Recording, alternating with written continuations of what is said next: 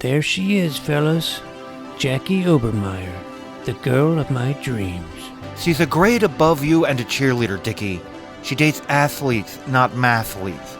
No offense, but I think she's just a little out of your league. That's where you're wrong, Plunger. I bat for the major leagues, and as soon as Jackie reaches her new locker, 36.3 seconds from now, according to my calculations, I'm going to step up to the end zone and hit a slam dunk out of the park. What's so special about her, anyway? What do you mean, what's so special about her, Chip?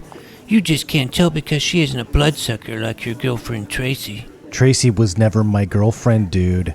Notice how he didn't deny that she's a vampire. I've always denied it. Because he's still under her thrall. Sorry, Chip. As you're well aware, Tracy meets all 69 of the vampiric observables in my self-authored field manual. 69. Nice. I don't get it. But Jackie meets all of my cutie pie observables, and I'm gonna ask her out. That sounds like a really bad idea, Dickey. It's suicide. Relax. She's been giving me the come-hither look all year. Mayhaps 'twas go scissor? With her? Scissor. Scissor? Never mind. Watch how it's done, boys. Oh, hey, Jackie. I guess we're locker neighbors now. What? I can barely hear you. You're way too far away. Sorry, I was just remarking on how our lockers are so close now. Only 23 lockers apart. You counted them? Well, it's just an estimate. I'm good with numbers. Speaking of numbers, what do you think of the number 69? Oh my god, you did not just ask me that. It's just a joke I heard earlier. It's funny because 69 is the strobogrammatics in my prime number, and, well, I guess you had to be there. What do you want, Ricky? It's actually Dickey, you'll recall. And if numbers aren't your thing, how about dinner? Say 8 o'clock Friday? You can choose any restaurant as long as my mom approves the menu and she speaks to the chef in advance concerning my food allergens. As if. Barf me out. You are totally like the biggest loser at Jupe Jr. Hey, is this little Noid bothering you, Jackie? Oh, hi, Brandon. I was just shooting the breeze with Jackie. You know, keeping it casual. Yeah, well, you'd better beat it before I shoot you. Sure thing. I was totally about to beat it anyway. Hey, guys. Calculator. What? Get it? Like a calculator? It's wordplay. Technically, it's a homophonic paranomasia. You're a homophonic paranomasia. Ha! Good one. Okay, bye.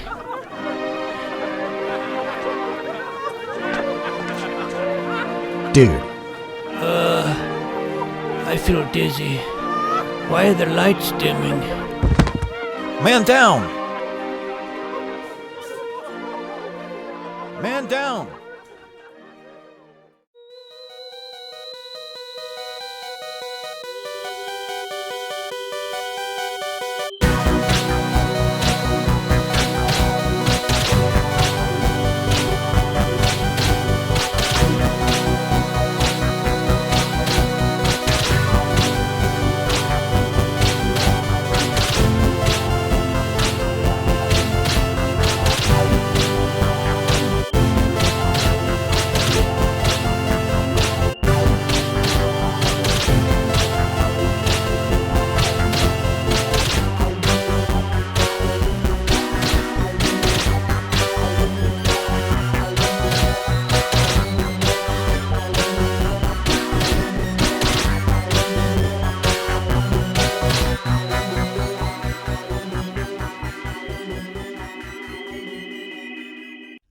The next thing I remember was waking up on a cot with Nurse Riley dabbing my forehead with a cool washcloth.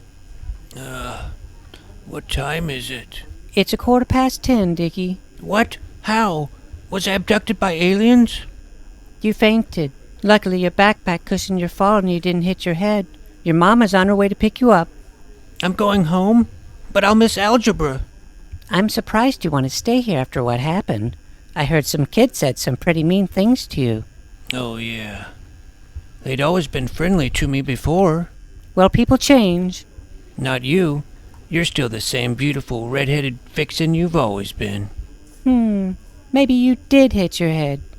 After my overprotective mom insisted on taking me to the ER, I was forced to spend the rest of the day at home in bed, with her checking in on me every 10 minutes, despite the doctor saying I didn't have a concussion and was completely fine. Luckily, I had a stack of Cape City comic books as tall as the Tower of Babel to help pass the time. When I got bored with superheroes, I switched to space heroes and listened to old radio recordings of the adventures of Buck Goodson and Tweak Stevens on my record player. Didn't we, Tweak? A minute later, and those dastardly deviants would have surely had their way with her. That gave me the idea that maybe Jackie Obermeyer and Brandon Walker had been replaced by reptilians from Alpha Draconis who were wearing their skin. How else to explain their mysterious change in behavior? As it turns out, it wasn't just them. Tuesday morning, I had my lunch money stolen by Paul Maxwell. We used to play Druids of Dragondale together at Strategy Games Club. Simon Davies was given a Melvin by Craig Kornbacher, by all accounts a mild-mannered model airplane enthusiast. Louis Whittle was depantsed by Chan Hong, an honor student, and Ursula Rutledge had tampons stuffed up her nostrils by Tiffany Tugger, her supposed best friend. Later on, Merlin Grubb, a.k.a. Plunger himself, suffered a brutal wedgie at the hands of Tucker King during phys ed. It must have been a sneak attack, or else Plunger's extensive Tai Chi training would have fended him off. Tucker had always been a bully, but now he was on a rampage. 6 other kids fell victim that day, menaced by rookie and veteran bullies alike. Something strange and sinister was happening at Jupiter Springs Junior High. Just when I thought I'd made it to the end of the school day having been let off easy, clarinet player Milton Baxter shoved me in my locker just after my final class. Have fun, dickweed. Let me out, you dastardly deviant! Is that you, Dickey? Who's there? And where? It's me, Nero. Nero? Are you a ghost? No, I got stuffed into my locker by Deontay Jones. Mine's right next to yours, remember? Oh yeah. Nero Oren might be the most unpopular boy in all of Jupiter Springs. He's awkwardly shy, stick-thin, picks his nose, smells like rancid Play-Doh, and wears the same ragged suit and bow tie every day. He'd been prime prey for bullies since preschool. How long have you been in there? About an hour. Not as long as yesterday. There's got to be an internal latch or something. There's not. Already tried that. Well, at least they were generous enough to put slots on the door so it won't suffocate. Hey, are you going to the annual Jupiter Springs Pudding Fun Fair this weekend? Heck yeah. I mean, if I ever get out of here. Pludger probably won't go because his grandma works at the factory that provides all the pudding, and he's become disenchanted. But I haven't missed one yet. I heard there's going to be a new creepy carnival funhouse this year. Yeah, Rory Horowitz got a job there cleaning the ball pit. It's honest work. I should get a job at the funhouse too, and then I could get in for free any time I wanted. But first I have to bust out of this darn locker. Save your strength. Mr. Jenkins, the janitor, will let us out when his shift starts. You could stay put if you want, but I'm not waiting around to be rescued by the janitor.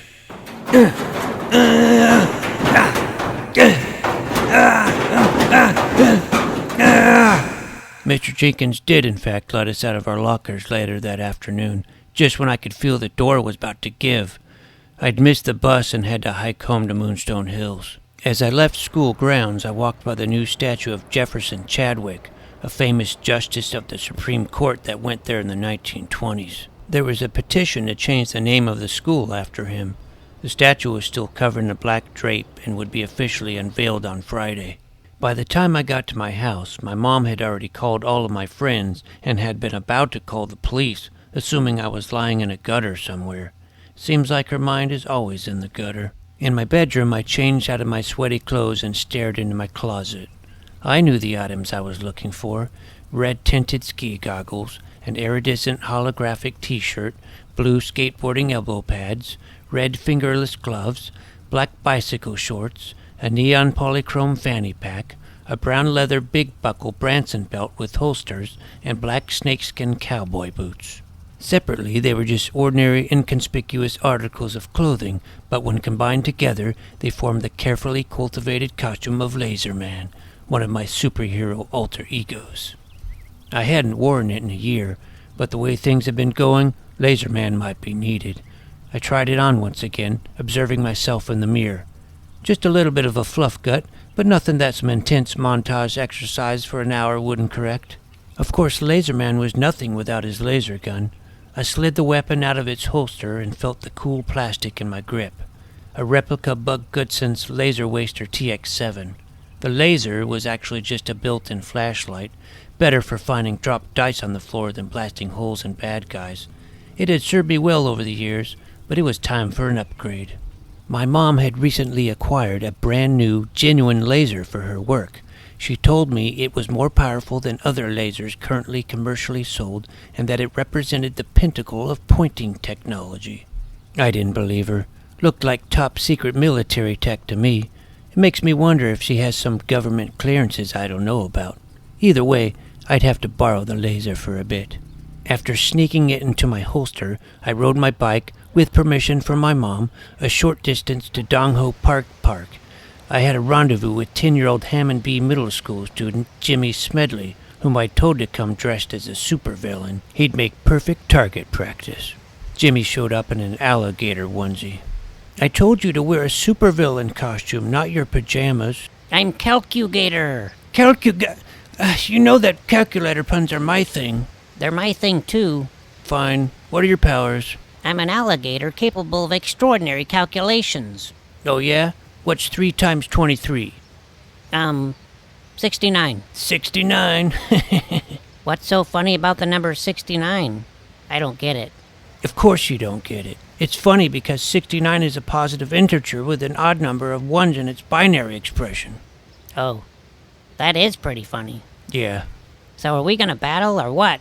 You bet your butt we're gonna battle. We battled for the remainder of the day. Calcugator chomped his teeth, swiped his claws, and lashed his tail. But even with his calculated attacks, he was no match for Laserman's superior reflexes, which allowed me to duck and dash out of harm's way, offering my own counterattacks with devastating power and precision. Only once did I get sloppy and overcommit to a punch, resulting in me losing my balance and falling into the grass face first. I quickly spun around and slid out my laser from its holster as my number-crunching nemesis loomed over me. I might have been down, but I was far from out. The laser was the size of a large flashlight and heavy, but with the push of a button, a red-hot dot of electromagnetic energy seared through Calcugator's thick reptilian hide. I let him have a few more blasts for good measure. Pew! Pew! Pew! Hey, quit shining that thing in my eyes, Dickey. I got you. Stop it. Okay, I give up. Calculator, Calcugator. You're going to Hardgate Federal Penitentiary now. Or should I say, Hardgator. Ow, cut it out. I said I give up. I'd done it. Laserman was triumphant. Now I just had to be vigilant should the citizens of Jupiter Springs need me. When they did, I'd be ready.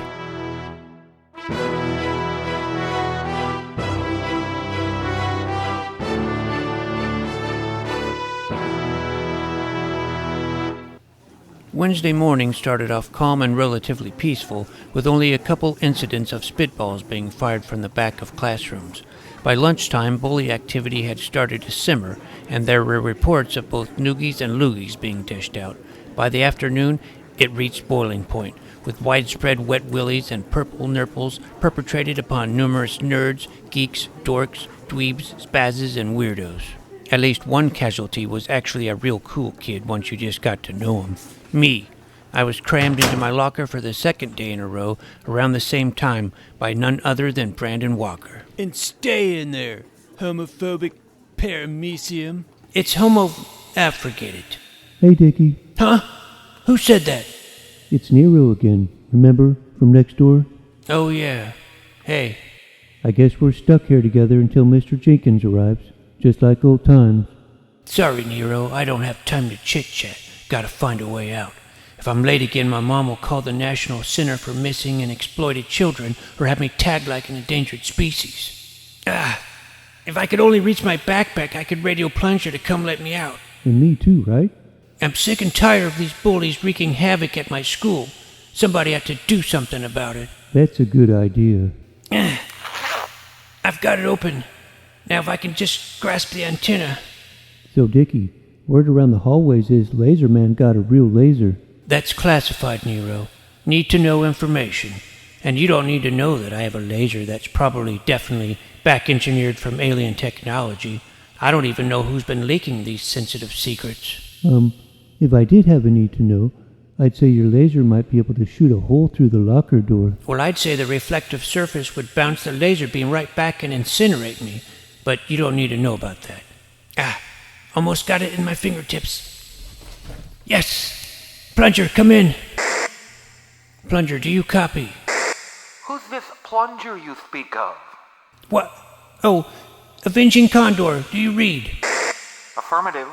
Code red, I'm trapped in my locker. You gotta come quick. You're lucky Derek is late picking me up. Hold tight, friend. Help is on the way. A few minutes later, Plunger showed up and entered my combination, releasing me from so-called nerd prison.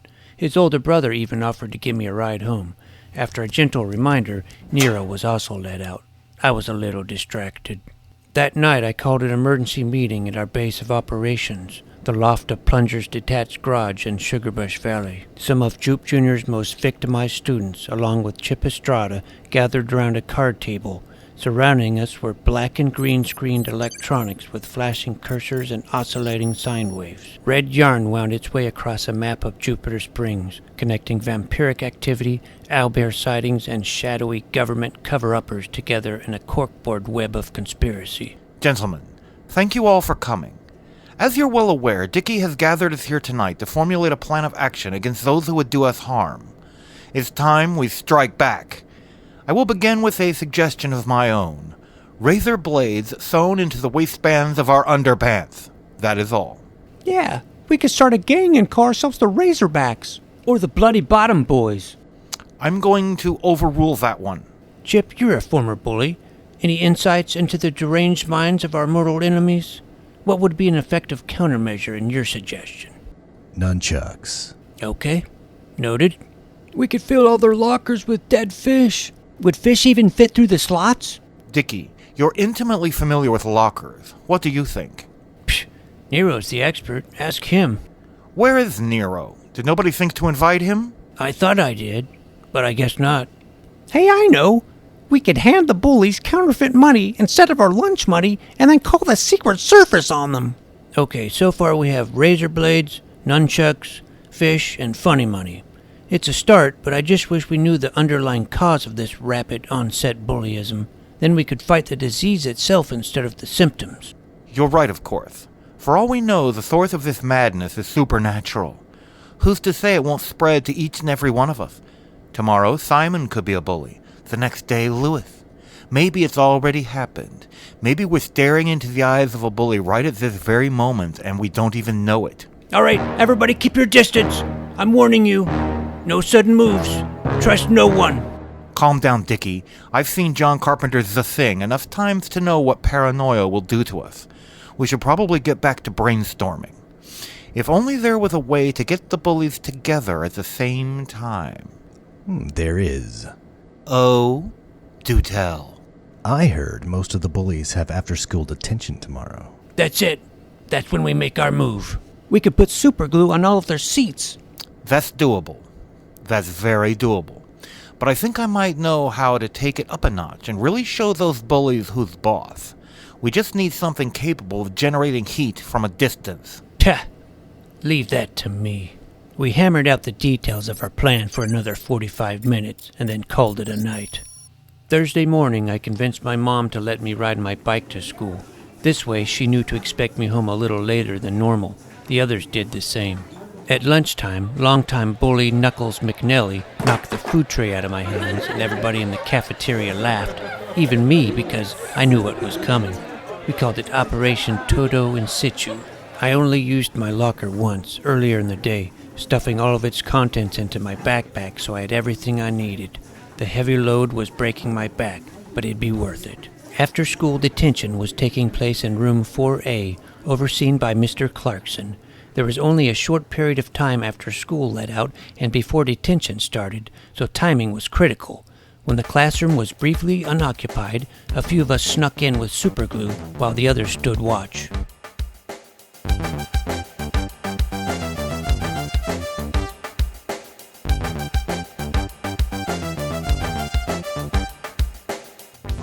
Quickly and efficiently, we ran around squirting the translucent paste on every seat except Mr. Clarkson's. Before we left the room, I opened a window. Then we all hurried out of the building, and I went around the side of the school, crouching under the window. Peeking in, I could see the bullies start to pile into the room and sit down at their desks. I was relieved to see that Jackie was not among them. Mr. Clarkson imparted a stern lecture and told them to work on homework or sit quietly. I gave it another 20 minutes to make sure the glue was nice and hardened. Then I gave an OK sign to the others watching near the entrance and unzipped my backpack. It was go time. Contrary to popular belief, sprinkler systems aren't triggered by smoke. Rather, heat is needed. I shunned my laser at a sprinkler head and waited for the chemical inside to heat up enough to burst the glass bulb and activate the system. It took a while. The others were getting anxious. Just when I started to think it wasn't going to work, we had rain.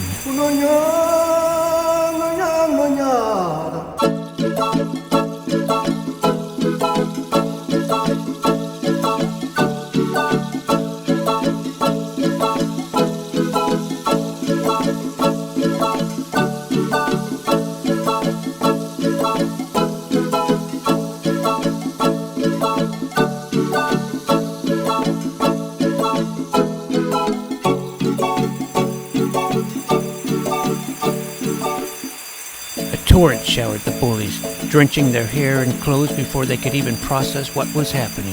Mr. Clarkson was collateral damage, but at least he could get up out of his chair.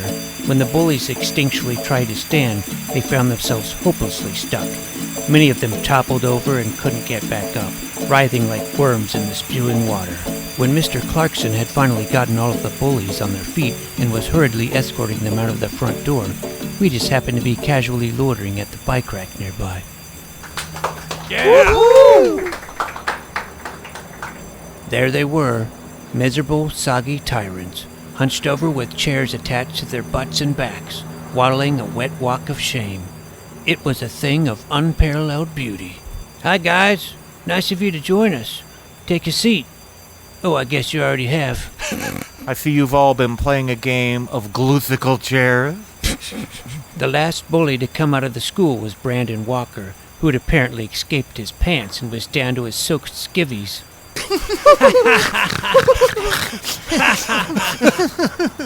Hey, Brandon, it was real nice of you to donate your pants to charity.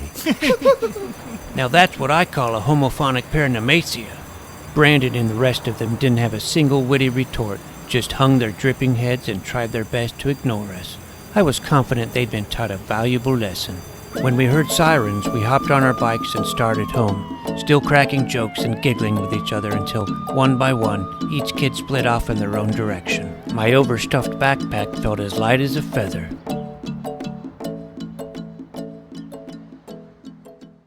Jupe Jr. was buzzing with gossip on Friday morning. Word had gotten out about our prank, but so far nobody connected it to us. Some were saying Mr. Clarkson himself was responsible. Others were blaming on Nero Oren. Poor guy was probably in his locker at the time, but I couldn't have let him out, even if I had remembered. The incident had eventually taken on a life of its own after enough retellings. One version had it that there had actually been a raging fire in the room. Another version had it that Tiffany Tugger had been wearing short shorts and firemen had to saw apart her chair, then spread peanut butter on her butt to dissolve the glue. Tiffany didn't show up to school that day, so maybe it was true. What I knew was true was that the fire inspector told Principal Malarkey that he couldn't figure out what had set off the sprinkler system. Room 4A was closed indefinitely. Just before a free period, I was about to meet up with some of the other merry pranksters in the boys' bathroom to assess the situation when I received an incoming communication from Plunger. Dickey, come in. Your go for Dickey. Are you coming? I'm in the school library and I think I might have found something. What? Just get here now. Roger that, Avenging Condor. Be there in a few. I found Plunger at the back of the library at a little table next to the microfiche reader. Did you discover another revealing National Geographic? No, but I found some revealing yearbooks. What do you mean?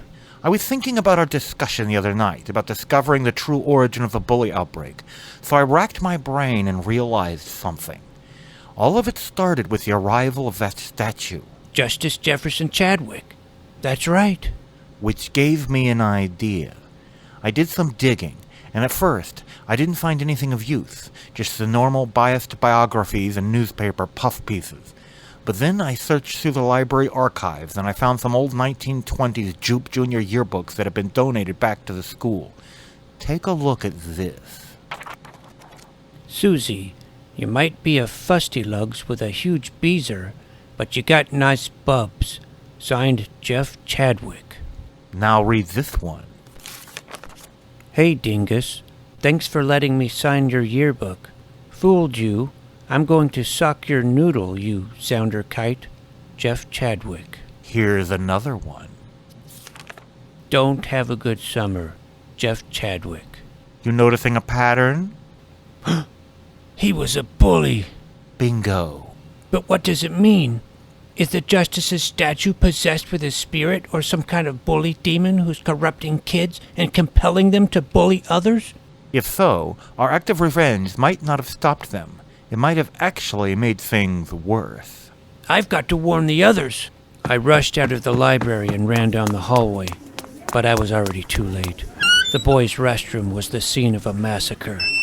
The bullies had retaliated with a vengeance. There, on the tile, lay the quivering bodies of Simon Davies, Louis Whittle, and Rory Horowitz, their underwear stretched all the way over their heads, their hair sodden from swirlies.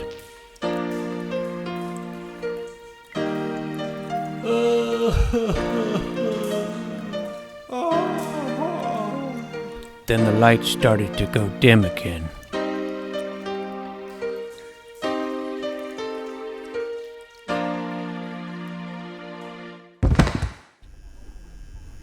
Welcome back, Dickey. Where did I go?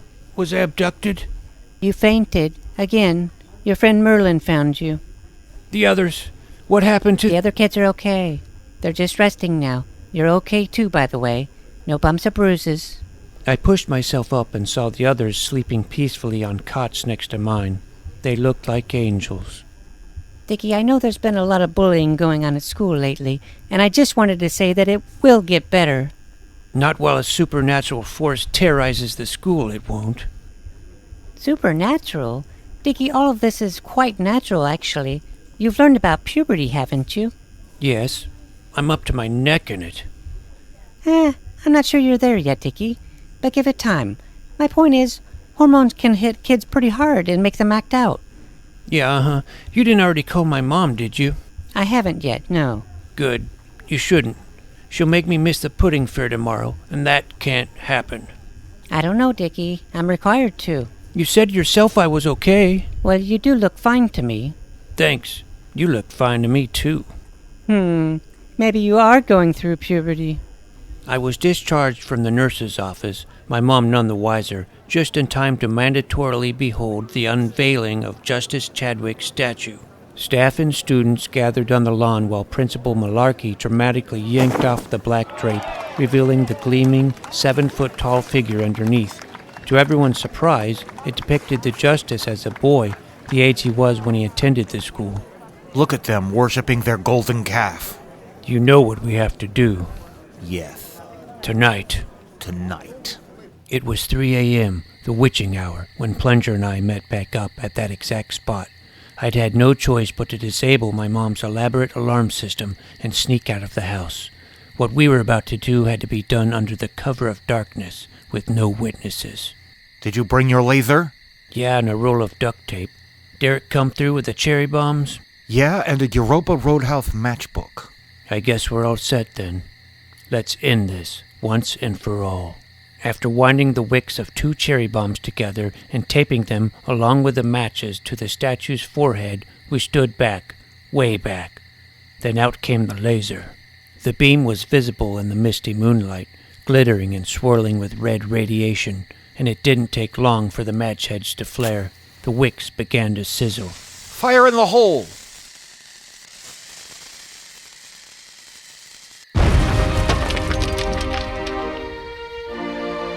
Goodbye, Bully.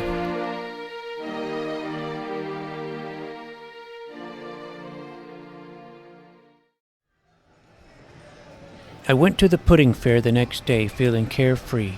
Only a couple of times did I think about the smoking, headless ruin of Jefferson Chadwick's statue. You'd think I'd sacked Rome with all the vandalism I'd participated in lately. Still, a little property damage was better than a whole school under the thrall of an evil entity. Mostly I enjoyed the rides, the pudding, the games, the pudding, the shows, and the pudding. So much pudding. Pudding eating competition, pudding dunk, pudding painting, and finally the pudding parade. The only disappointment of the day was that the creepy carnival funhouse was closed without explanation. What a jip. Maybe it'd be open tomorrow. I stayed until the fair shut down at 10 o'clock and then rode home. Exhausted, I fell asleep as soon as my head hit the pillow and dreamed about Jackie Obermeyer. We were hardcore holding hands. I'm talking full palm-on-palm action with squeezing. Real nasty stuff, not for little kids. She smelled like pudding. Around midnight, my radio suddenly crackled to life. Dickey. Dickey. Who is this? Look up at the sky, Dickey. Are we being invaded by aliens?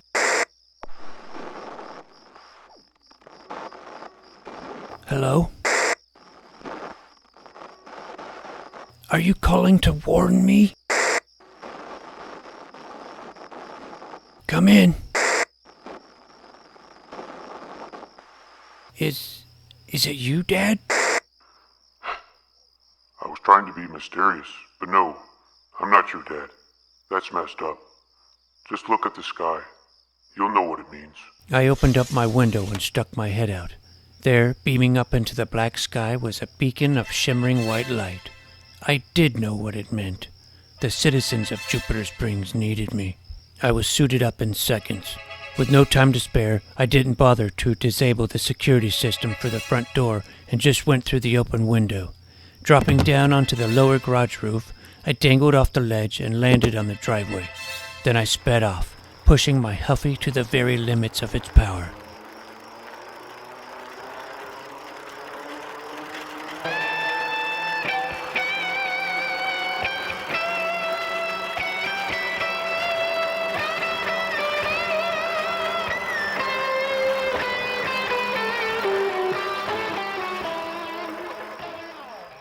The searchlight was coming from downtown, from the fairgrounds.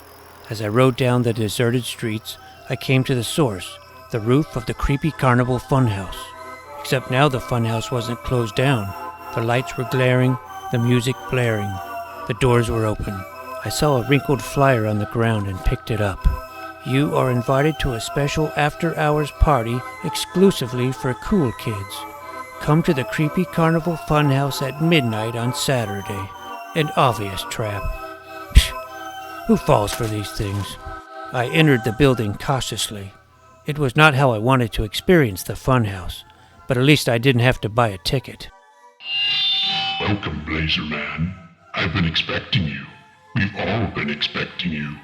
The others will be so thrilled that you came to rescue them. They are in a bit of danger, after all. You son of a female dog. Who is this? If you've hurt them, I swear to gosh I'll fry your buns. I can't hear you, but I can see that you're very animated. Good.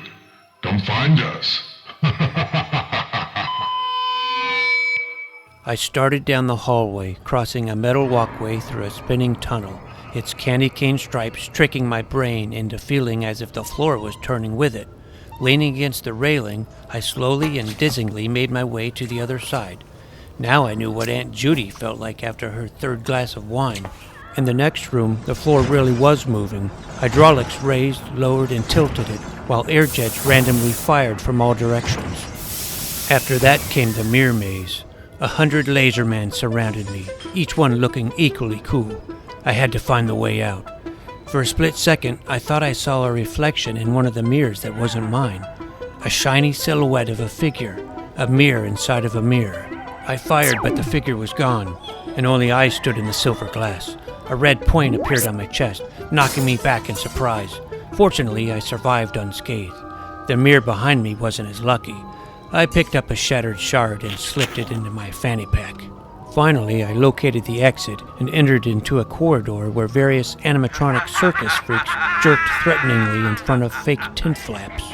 At the end were 3 covered slides. I couldn't see where they came out because of the sloping angle, so I took a chance. Sitting in the slide on the right, I pushed off and slid into the unknown. And then into the inside of a chain-link cage. I was in a large room, ornamented with inactive animatronic clowns and distorted funhouse mirrors. At the end of the left slide was a round padded pit, but instead of being filled with plastic balls, it was filled to the brim with vanilla pudding. Next to it, at the foot of the middle slide, was another cage. There were people in it, and they were not the people I thought I'd be rescuing. I saw Brandon Walker, Tiffany Tugger, Deontay Jones, Craig Kornbacher, Tucker King, Knuckles McNelly, and more. All of them bullies, old school and new, crammed into the cage like nerds in a locker. That's when the light bulb finally went on over my head. No sooner than I had my epiphany, a red curtain drew back at the opposite end of the room, revealing a platform with a panel of security monitors and buttons. Standing in front of an employee-only door was a boy wearing aluminum foil and mirrored aviator sunglasses. What have you done, Nero? Call me Reflecto, and I haven't done anything yet. Soon, however, everything that has been done to me will be done to them twofold. For every wedgie I've taken, I'll give a wedgie and a Melvin in return at the same time. I call it the Medgie. No! They'll die! Well, that's a bit dramatic. But why do you even care, Dickey? You were the one who inspired me back when we were stuck in our lockers. Don't you remember? Listen, Nero. Those bullies were being supernaturally influenced by a pernicious presence inhabiting Justice Chadwick's statue. It wasn't their fault. You expect me to believe that? It's the truth. I wouldn't lie to you, Nero. No, you'd only laugh at me when I can't afford to buy new clothes or the latest toy to hit the shelves. You'd only mock me when I can't solve a math problem as fast as you, or when my Druids of Dragondale character fails a wisdom check. What are you getting at? Isn't it obvious, Dickey? I didn't lure you into that cage to keep you from saving the bullies. I did it because you're a bully too. Me? Remember 5th grade? How you used to grab my arm and point it at my head, saying, "Stop casting Mystic Missile on yourself! Stop casting Mystic Missile on yourself!" Oh yeah, but at your low level, it would have barely done any damage. And then there was that time you put Pop Rocks in my soda. That was an important science experiment. It could have killed me! Now who's being dramatic? But okay, I see your point. It wasn't very nice, and I'm sorry. That hardly makes me a bully, though. I see it does. The only difference between you and the bullies locked up in the other cage is that you happen to take a different slide down. Which reminds me, there's one bully who's running a little late. I wonder which slide she'll take. He turned and stared at the bank of black and white monitors. I could see movement on one of them. Here she comes now. A moment later, Jackie Obermeyer slid down the left slide and plopped into the pudding pit. Welcome to the party, Jackie. Grody. You'll pay for this, Nero. Ugh, I've got pudding in my eyes. Who is talking? I had to get out of that cage, but the door was zip-tied shut. I could use my laser, but I'd forgotten to recharge the battery after I'd used it last. It probably only had a few zaps left.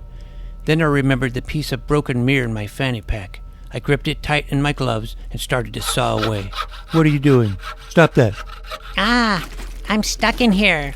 After a minute, I was free. You're going to Hardgate, Nero. In my rage, I charged at Nero and blasted him, forgetting what he was wearing. Instead of hitting his eye, the beam bounced off the lens of his aviators and hit my own eye. Gah! I told you to call me Reflecto. I stumbled back, the flash of light temporarily making me see spots. Fortunately, my ski goggles seemed to have minimized most of the damage. I'm thinking. Oh my god, it's like quicksand. Hold on, Jackie. I'll get you out of there. Not so fast. Nero pushed a button on the panel, and a nearby animatronic clown sprang to life, almost giving me a heart attack and knocking me on my butt. Jackie had sunk down to her neck in pudding by now. Don't struggle. It'll only make you sink faster. I needed to pull her out of the pudding before it was too late, but Nero wasn't going to let me without a fight. Thinking quickly, I scooped up some pudding with my hand and flung it at him. My precision was precise. It splattered over his sunglasses, blinding him and giving me a minute to save Jackie. Crawling over, I reached into the pit and fished out one of her arms, pulling her to the edge where she could push herself up. Once her other arm was free, I took her hands in mine, almost just like in my dream, and tugged her free of the pit and onto the floor.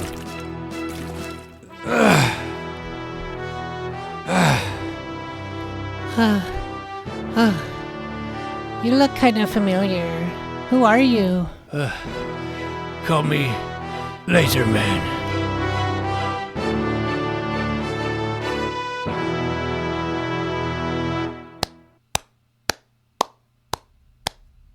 His glasses wiped clean, Nero frowned and walked menacingly over to where Jackie and I still lay prone. Congrats, Laser Man. You're going to be the first victim of a Medji. Wait, you don't have to do this. No more stalling. Your number's up. What if my number is 69? That's not funny. It's funny because 69 is the atomic number of thulium, a rare metal which is used as a component in some lasers. Before he had time to react, I used up what might have been the last ounce of juice in my laser with a calculated shot. Calculator, Nero. Reflect this. I knew I couldn't shoot Reflecto from the front, but the back of his head was completely exposed. A shot there would certainly cause him some discomfort.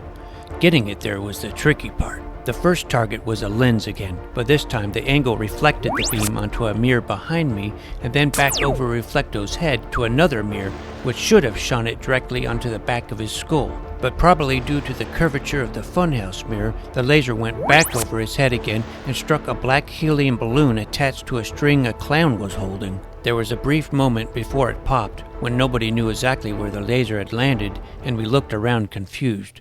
But soon enough, a hole formed in the rubber. Nero was so surprised, he jumped back, but when he did, he slipped on pudding that had dripped off Jackie, and he stumbled backward, tumbling head over heels right into the pudding pit. Sloshing frantically, his head was only above the surface for a matter of seconds, just long enough to shout, Help! I can't swim. I rushed to the ledge and leaned over, but all I could see were bubbles and ripples. Then a hand broke through. I dangled my arm out to grab it, but it was too far from the side. I needed to extend my reach. Acting swiftly, I unbuckled my belt and whipped one end of it into Nero's hand. It worked. Grasping the belt, his fingers curled around the leather, and I began to tug with all my strength. His head popped up. I got you.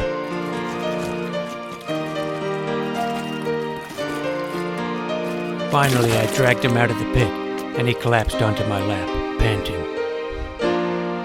I got you. Needless to say, it was over. I let the whimpering bullies out of their cage, and all of us except for Nero solemnly walked out the exit doors into the night air. I looked back at the funhouse just as the power shut off and the lights disappeared. It was then, in the darkness, that Jackie Obermeyer, the girl of my dreams, whispered, "Thank you, Laser Man," and then gave me a big smooch on the cheek.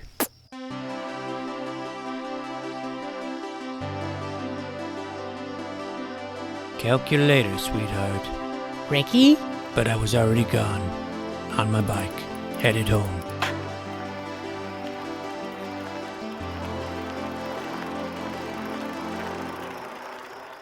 I didn't go back to the fair the next day. I'd already gotten all the pudding I could handle, thank you very much. Besides, it was warm that day, and the neon pink lipstick imprint Jackie left on my cheek might have sweated off. I was holding on to that for as long as possible. Jupiter Springs Junior High mostly returned to normal. We're all a bit nicer to each other these days, and no sudden surges in bullyism have occurred again. The school got to keep its name, but only a few months later, it got a new statue. This time, the students had been allowed to vote for whom they wanted. I voted for Laserman, but I was the only one. The official unveiling was on a clear, sunny Friday. Principal Malarkey whisked off the black drape, and everyone applauded the new statue. Jupiter, sitting on a throne and wielding a lightning bolt. By Jove, it was a perfect day. That is, until lightning flashed and thunder roared and rain began to fall.